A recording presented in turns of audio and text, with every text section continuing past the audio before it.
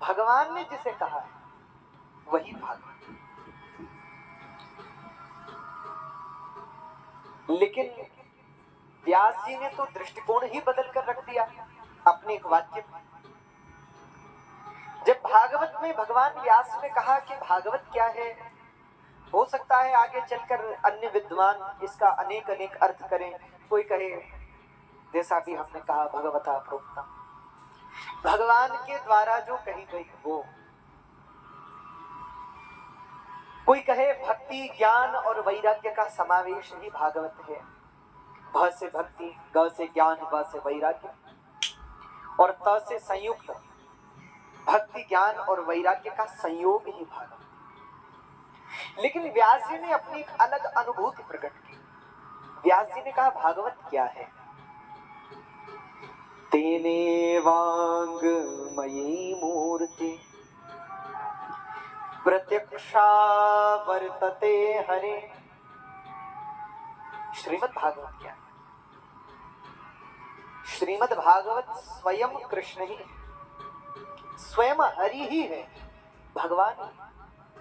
व्यास जी कहते हैं ऐसा नहीं है कि भगवान ने कहा है वो भागवत है, नहीं, भगवान ही भागवत है।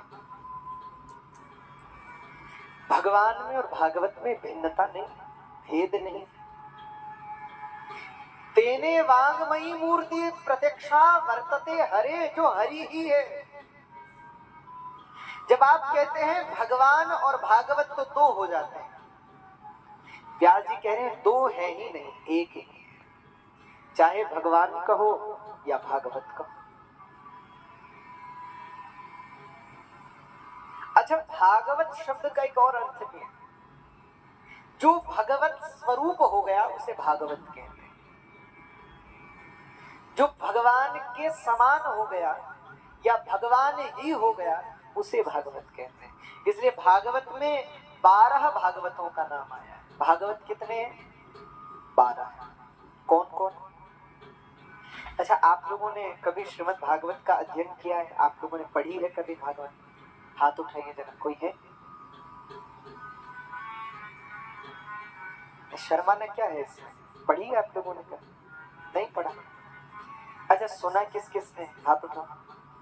जिसने पहले भागवत कथा सुनी है ऊपर आता। अच्छा, एक बात बताओ, क्या पता सुनाने वाले अपनी मर्जी से जो सुनाते हैं, जब पढ़ाई नहीं तो आपको क्या पता? ग्रंथ को पढ़ना चाहिए। पढ़ो और फिर गुरु की शरण में जाकर के सुनो। सुनने को तो बहुत मिलता है पर पढ़ना भी चाहिए थोड़ा थोड़ा। जो मूलभूत विषय का आपको ज्ञान तो हो कि सुनाने वाला भागवत ही सुना रहा है या कुछ और सुना रहा है, ये तो पता चलना चाहिए। कई बार बड़ी गजब की बात हो जाती है, भागवत हो भी जाती है और होती भी नहीं, दोनों ही बातें। इसी सापेक्ष में मुझे कथा बहुत दिनों बाद आज याद आई। एक कथा आपने सुना, भागवत की नहीं है, एक दृष्टांत। कहते हैं पंडित जी थे, काशी से भागवत पढ़ के आए और काशी से निकले, रास्ते में ट्रेन से आ रहे थे, सो ट्रेन में उनकी जेब और कट गई। अब पंडित जी भागवत के विद्वान थे, जेब बचाने के विद्वान नहीं थे, सहज थे। तो किसी चोरी करने वाले व्यक्ति ने सो जो उनकी जेब में धन था वो, अब पंडित जी को जब तक होश आई तो ट्रेन में पूछा गया कि चलो किराया दो, टिकट दिखाओ। सो जेब में हाथ डाली तो एक तरफ से डाली, दूसरी तरफ से निकल गई। देखा ये जेब तो गायब है।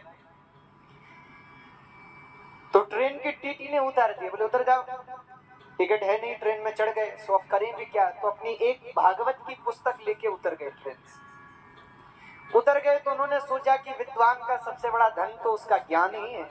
धन चला गया, ज्ञान तो हमारे पास है, हम ज्ञान का प्रयोग करते हैं। तो पैदल चलते चलते चलते आगे कुछ दूर एक गांव पड़ा, तो गांव में पहुंचे। तो गांव में किसी से पूछा, अच्छा गांव में जाऊं किसके पास? तो एक विद्वान को ही दूसरे विद्वान की कद्र होती है। तो उन्होंने कहा कि गांव के जो पुरोहित जी हैं उनसे मिलने चलो, उनके पास जाऊंगा, बताऊंगा तो वो प्रसन्न होंगे। तो किसी से पूछा कि गांव के पुरोहित जी कहाँ हैं? तो गांव के लोगों ने बताया महाराज वो सामने वाला घर पुरोहित जी का है। तो पुरोहित जी के पास पहुंचे। अब पुरोहित जी के पास आए तो पुरोहित जी को प्रणाम किया, पुरोहित जी ने भी प्रणाम किया। बैठिए महाराज। कौन है आप? पुरोहित जी भी थोड़ा ऐसे, कौन है? बोले महाराज मैं भागवत पढ़ के आया हूँ, विद्वान हूँ। विद्वान हो? बोले हाँ महाराज मैं बहुत बड़ा विद्वान हूँ, अभी अभी काशी से आया हूँ। सो पुरोहित जी ने कहा कि तुम चाहे कलकत्ता से चले आओ, हमें क्या लेना देना, तुम कहीं से भी आए हो। उनको लगा कि हमने तो सोचा था कि नाम लेंगे कि काशी से आएंगे तो जरा प्रभाव जमेगा, पर यहाँ तो कुछ नहीं। बोले महाराज हम भागवत करते हैं। अच्छा। अब पुरोहित जी को भी पता नहीं कि भागवत होती क्या है, पर अब अगर ये कहें कि नहीं पता है तो फिर सम्मान कम हो जाएगा। बोले अच्छा अच्छा अच्छा भागवत करते हैं, ठीक। तो बोले आप तो इस गांव के पुरोहित हैं, इस गांव में भागवत कथा का आयोजन कर दो, हम आ ही गए हैं, कथा सुना दें, सबका कल्याण हो जाएगा। पुरोहित जी ने कहा भैया तो कहीं और जाके अपनी भागवत सुनाओ, यहाँ नहीं। बोले नहीं नहीं महाराज आप तो विद्वान हैं, कुछ करो। ठीक है हम कुछ करते हैं। तो वो पुरोहित जी ने कहा कि ऐसा है आप यहाँ रुको और हम जरा जो हमारे यजमान हैं उनसे बात करते हैं। तो पुरोहित जी चले। तो चले कहाँ? तो पहले के समय में पंचायत बैठती थी, तो पंचायत में पहुंचे तो पंचायत ही चल रही थी। वहां के जो मुखिया थे पटेल, हमारे यहाँ सरपंच कहते हैं, उस तरफ पटेल कहते हैं। तो जो पटेल थे महाराज वो ऊंचे आसन पर एक पत्थर पर बैठे थे, बाकी लोग बैठे थे, फैसला सुना रहे थे, फैसला हो रहा था। इतने में पुरोहित जी आए तो पटेल जी ने प्रणाम किया।